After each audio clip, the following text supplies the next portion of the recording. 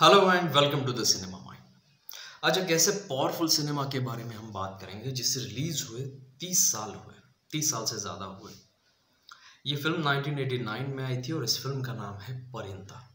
इस फिल्म को जो प्रमोट करने का टाइम आया, मतलब इस फिल्म को इस तरह से प्रमोट किया कि the most powerful cinema ever made. अब जिस तरह से इस फिल्म के टैगलाइन है, उस टैगलाइन पर ये फिल्म खरी उतरती है। इसको डायरेक्ट किया है विनोद चोपड़ा ने, इसकी स्क्रिप्ट लिखी है शिव सुब्रमण्यम, और शिव सुब्रमण्यम जी का इसमें एक रोल भी है, एक गैंगस्टर का रोल है फ्रांसिस नाम से। और कुछ इस फिल्म के जो सीन्स है वो उन्होंने रिक्रिएट किए हैं विनोद चोपड़ा जी ने। स्क्रिप्ट शिव सुब्रमण्यम की है, आर.डी. बर्मन का म्यूजिक है और ज़बरदस्त साउंड ट्रैक है। लेकिन आर.डी. बर्मन के म्यूजिक के अलावा इस फिल्म में जो एक पावरफुल स्टोरी बताई गई है उसके बारे में हम ज़्यादा बात करेंगे। इसमें जैकी श्रॉफ है as a Kishan, Anil Kapoor as a Karan, Nana Patekar as a अन्ना और माधुरी दीक्षित एज पारो, और एक कैमियो रोल है अनुपम खेर जी का एज ए इंस्पेक्टर प्रकाश। तो ये प्रकाश का कैरेक्टर जो है वो एक ट्रिगर की तरह आता है। इस प्रकाश का कैरेक्टर जो है वो कैमियो है, लेकिन वो बहुत ही क्रूशियल कैरेक्टर है इस पूरी फिल्म में। वो कैरेक्टर अनिल कपूर की, मतलब करण की जिंदगी पूरी तरह से बदल देता है। वो एक कैरेक्टर और माधुरी दीक्षित जी का कैरेक्टर एज ए पारो, ये दो कैरेक्टर ऐसे हैं जो इस करण की जिंदगी एक दिन में पूरी तरीके से बदल देता है। मतलब वो सोच भी नहीं सकता कि इस कदर उसकी जिंदगी अप एंड डाउन हो जाती है। अब स्टोरी इस फिल्म की ऐसी है, ये गैंगस्टर मूवी है। दो भाई हैं जो बचपन से गरीब है। उसमें से एक भाई जो बड़ा भाई है जैकी श्रॉफ किशन, वो अपनी पूरी जिंदगी को सैक्रिफाइस करता है, गलत धंधे करता है इस इंटेंशन में कि वो अपने भाई को एक बेहतर ज़िंदगी दे, एक अच्छी एजुकेशन दे। तो वो इस अच्छी एजुकेशन के लिए वो उसे यूएस भेजता है और इंडिया मुंबई में गलत धंधे कर रहा है, वो भी अन्ना की गैंग में, नाना पाटेकर जी की गैंग में। एक वक्त ऐसा आता है कि उस दोस्त प्रकाश, जो किशन का भी दोस्त है और करण का भी दोस्त है, वो अन्ना के पीछे पड़ा है। तो वो अन्ना की गैंग डिसाइड करती कि प्रकाश को ख़त्म करना है, लेकिन कैसे ख़त्म करना है।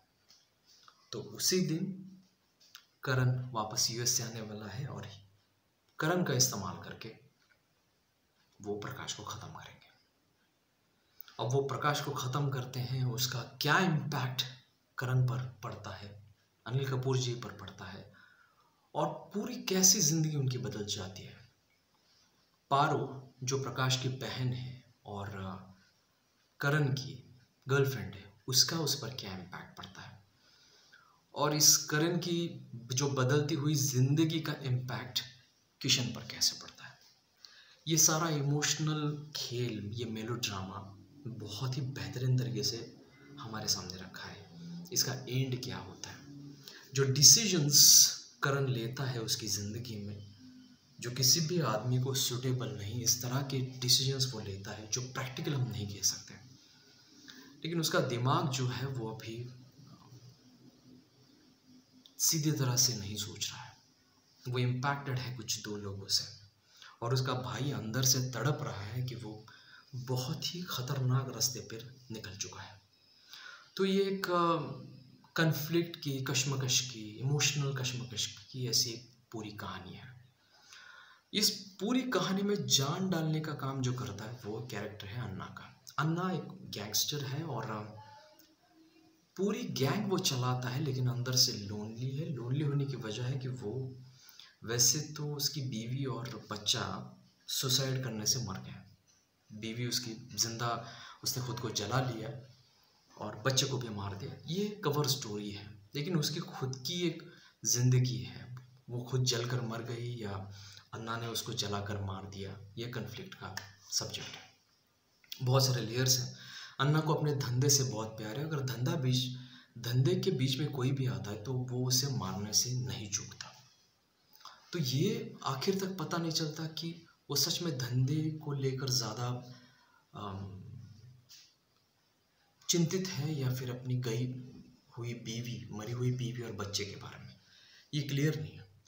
ये एक अंडर करंट है कि वो भी लोनली है, इमोशनल है। एक सीन में हमें दिखाई देता है कि वो मरी हुई अपनी बीवी का श्राद्ध करता है, तो उस वक्त इमोशनल हो जाता है और उसे आग से फोबिया है। आग के फोबिया का रीज़न ये है कि उसकी बीवी जिंदा जलकर मर गई थी। तो इस फोबिया का किस तरह से फिर इस्तेमाल होता है क्लाइमैक्स में या फिल्म में देख सकते हो। इसमें इस्तेमाल किए गए लोकेशंस रियल लोकेशंस हैं, इसलिए इस फिल्म में रियलिटी ज़्यादा आती है।